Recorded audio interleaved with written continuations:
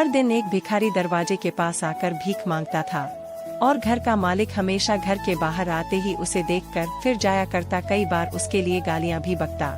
वो कहता, तू जिंदा ही क्यों है? पूरी जिंदगी ऐसे ही भीख मांगेगा क्या? धरती का बोझ क्यों बना बैठा है? और कभी कभी उस भिखारी को गुस्से में वह धक्का भी मार दिया करता। इतना कुछ हो जाने के बावजूद अधिकारी के मुंह से सिर्फ यही निकलता कि भगवान भगवान तुम्हारे पापों को माफ करे। एक बार सेठ को धंधे में बड़ा नुकसान होने की खबर मिली। सेठ बहुत परेशान था कि तभी उसके दरवाजे पर वही भिखारी आया। गुस्से में अपना आपा खोते हुए सेठ ने उस भिखारी को पत्थर दे मारा। पत्थर लगने के कारण भिखारी का सर फूट गया और उसके सर से खून बहने लगा।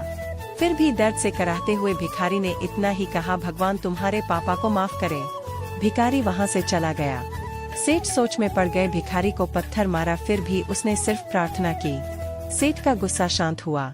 शेर का मन शांत हुआ भिखारी का रहस्य जानने के लिए। सेठ ने भिखारी का पीछा करना शुरू कर दिया। भिखारी जहाँ जहाँ जाता सेठ उसके पीछे जाता। सेठ ने देखा कि कोई उसको खाना देता, कोई उसको मारता, कोई अपमानित करता तो कोई गाली देता। लोग भिखारी के साथ चाहे जैसा व्यवहार करते, लेकिन भिखारी सबके लिए एक ही प्रार्थना करता, भगवान तुम्हारे पाप माफ करें।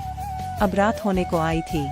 भिखारी अपने घर जाने के लिए लौटा। वो अपने घर पहुंच गया, लेकिन सेठ अब भी उसका पीछा कर ही रहा था। एक पुरानी टूटी हुई खटिया पर एक बूढ़ी औरत लेटी हुई थी। काफी कमजोर और बीमार लग रही थी। वह भिखारी की पत्नी थी। अपने पति को वापस आता देख वह खाट से उठ खड़ी हुई। पत्नी ने अपने पति के भीख वाले कटोरे में देखा, उसमें सिर्फ आधी बासी रोटी थी। उसे देखकर वह बोली, आज बस इतना ही मिला? और हाँ, आपके सिर से खून निकल रहा है, ये चोट कैसे लगी?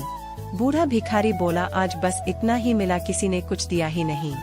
सबने गालियां दी और एक नए पत्थर भी फेंकना, इसीलिए मेरा सर फट गया। एक गहरी ठंडी सांस लेकर बूढ़ा भिखारी फिर से बोला, यह मेरे ही पापों का फल है। तुम्हें याद है कुछ सालों पहले हम कितने अमीर थे? क्या कुछ नहीं था हमारे पास? हमारे पास हर चीज जरूरत से ज्यादा थी, लेकिन हमने कभी दान नहीं किया। और उससे भी बुरा हमने उस अंधे भिखारी के साथ किया जो हमारे द्वार पर भीख मांगने आया करता था। बूढ़ी पत्नी की आंखों में आंसू आ गए। वह बोली, हाँ, हम उस बेचारे अंधे के साथ बहुत बुरा करते थे। उसका अपमान करते थे। उसे खाने के लिए रोटी की जगह कागज दिया करते। उसका मजाक उड़ाया करते और कभी कभी मारा भी करते। मैंने कभी उसको रास्ता नहीं दिखाए। एक बार मैंने उसके मुंह पर मिट्टी भी फेंकी थी और वह हमेशा दुखी होकर यही कहता कि भगवान तुम्हें तुम्हारे किए की सजा देगा। भगवान तुम्हारे पापों की सजा जरूर देगा। उसका श्राप सच हुआ और हम इस दुख भरी जिंदगी में आ गए। भिखारी बोला, हाँ, उसका श्राप सच हुआ, इसलिए मैं किसी को बद्दुआ नहीं देता। चाहे कोई मेरे साथ कैसा भी बर्ताव करे, मैं हमेशा उसके लिए प्रार्थना करता हूँ। मैं नहीं चाहता कि कोई भी हमारे जैसे जिंदगी का अनुभव करे, किसी को भी हमारे जैसे दुखों का सामना करना पड़े। वो नहीं जानते कि वह कितना बड़ा पाप कर रहे हैं, इसलिए अनजाने में हुए पाप की ऐसी सजा किसी को भी मिले मैं नहीं चाहता। सेठ वहीं पर छुपकर यह सारी बातें सुन रहा था। अब उसे सब कुछ समझ में आ गया था। भिखारी और उसकी पत्नी ने वह आधी रोटी मिल बांट कर खाए और भगवान को धन्यवाद बोलकर सो गए। अगले दिन बड़ा भिखारी फिर से भीख मांगने गया। सेठ के घर के पास जाते हैं। सेठ ने पहले से गरम रोटी या उसके लिए निकाल कर रखी थी। उसे देते हुए सेठ विनम्रता से बोला, माफ कर दीजिए बाबा, उसे बहुत बड़ी गलती हो गई। बूढ़ा भिखारी बोला, भगवान तेरा भला करे। इतना कहकर वह आगे निकल गया।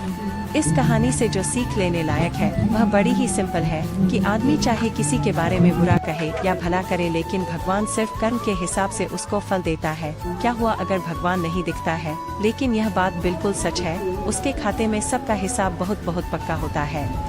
इसलिए जब किसी के लिए कुछ भी करो तो अच्छा ही करो।